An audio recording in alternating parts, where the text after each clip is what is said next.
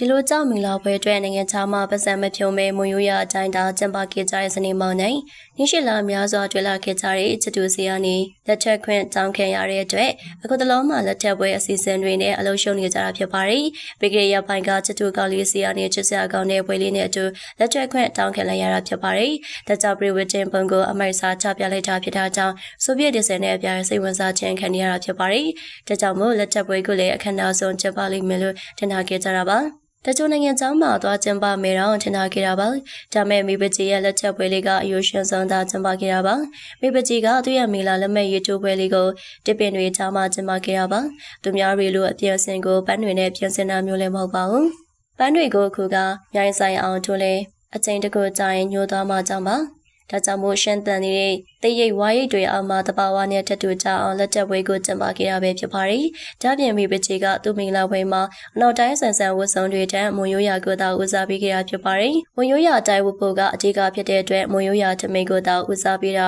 ဝတ်ဆက်ခဲ့ကြတာဖြစ်ပါတယ်။မွန်ရိုးရာဝတ်စုံကိုတေချာပြင်ဆင်ကရိုးရှင်းဆုံးသာချုပ်ခဲ့တာပါ။မွန်ရိုးရာထမိန်ကိုလည်းသူတို့သမင်ဝတ်စုံအဖြစ်ချုပ်လို့ရရဖြစ်တာကြောင့်အခုလိုဝတ်ဆင်ခဲ့ရဖြစ်ပါတယ်။ဒါပြင်မိပချေရဲ့အပြင်အစင်ကရိုးရှင်းလွန်းတာကြောင့်အတော်များများကကြိုက်နေကြတာပါအယုရှင်ဆုံးဖြစ်ပေမဲ့လည်းပွဲမှာတင်တယ်ဆုံးဖြစ်နေလို့ထောက်ပြနေကြတာပါဒါပြင်မိပကြီးကသူ့မင်္ဂလာပွဲကိုရွေးချက်ကောင်းနေနေကျင်းပခဲ့တာဖြစ်ပါတယ်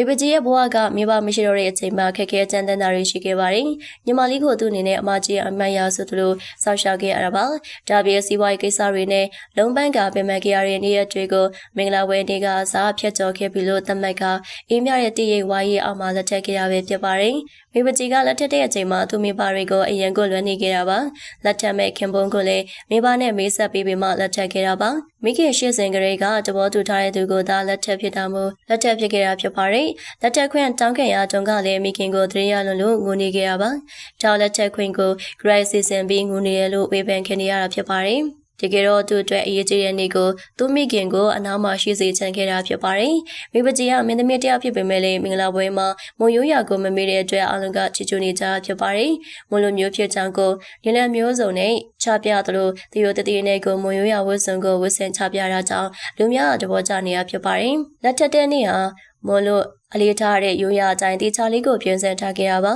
။ဒါပြင်ပရီဝစ်တင်ကိုလည်းမွန်ရိုးရာဝတ်စုံနဲ့ရိုက်ခဲ့သေးတာပါ။ဒါကြောင့်မို့မွန်လူမျိုးတွေကမိပကြီးကိုဝင်ရပေးခဲ့ကြပါရီ။လက်ထပ်ပြီးသွားရင်မိပကြီးကသူ့ရဲ့စီးပွားရေးလုပ်ငန်းတွေကိုချပြဖို့လည်းစီစဉ်ထားတာပါ။လက်ထပ်ပြီးသွားရင်သူ့ရဲ့စီးပွားရေးတစ်ကိုချပြဖို့ဆုံးဖြတ်ထားတာပါ။လက်ရှိမှာနုခန်းဒီကုမ္ပဏီကိုရောင်းထောင်ထားပြီးနောက်ထပ်စီးပွားရေးအသစ်တစ်ခုကိုပါလုပ်ဖြစ်တော့မှလို့တရားပါရီ။မိပကြီးကခင်ပွန်းနဲ့တူစီးပွားရေးတွေအပြိုင်ဆိုင်လုပ်ဖို့စဉ်းစားနေရပါ။ဒါပြင်ကိုပိုင်ရုပ်ရှင်ထုတ်လို့ရေးလေချောင်းထားရဖြစ်ပြီးရုပ်ရှင်ကနဂရိုက်ထားပြီးပါပြီ။နောက်ထပ်လည်းသူဂရိုင်းရိုက်သွားဖို့ရှိပါတယ်။တချို့ကမိပကြီးရဲ့ခင်ပွန်းကိုခရိုနီတတိကြီးလို့ထင်ကြပါတယ်။ဒါပေမဲ့မိပကြီးရဲ့ခင်ပွန်းကခရိုနီတတိမဟုတ်ကြောင်းကိုရှင်းပြထားပါတယ်။ခရိုနီလုပ်ငန်းရှင်တတိမဟုတ်ဘဲတာမန်လုပ်ငန်းရှင်အစင်တာဖြစ်တယ်လို့သိရပါတယ်။ဟုတ်ကဲ့ပါရှင်ဒီနေ့တင်ဆက်ပေးသွားတဲ့အကြောင်းလေးကတော့ဒီလောက်ပါပဲရှင်။နောက်ထပ်လည်းပရိသတ်တွေတဲ့စိန်ဝင်စားဖွယ်ရာစေတီနုပညာရှင်တွေကြောင်းများကိုချိန်နဲ့တပြည့်ညက်တက်ဆက်ပေးမှဖြစ်လို့တည်တော်ဗီဒီယိုတင်နာမျိုးတန်သိရှိနိုင်ဖို့အတွက်ဘေးနာချက်ပေးခေါင်းလောင်းလေးကိုလည်းနေထားပေးကြပါဦးရှင်။အဆုံးတရားဝေးကြည့်ရှုမှုအတွက်လည်းကျေးဇူးများတင်ပါတယ်။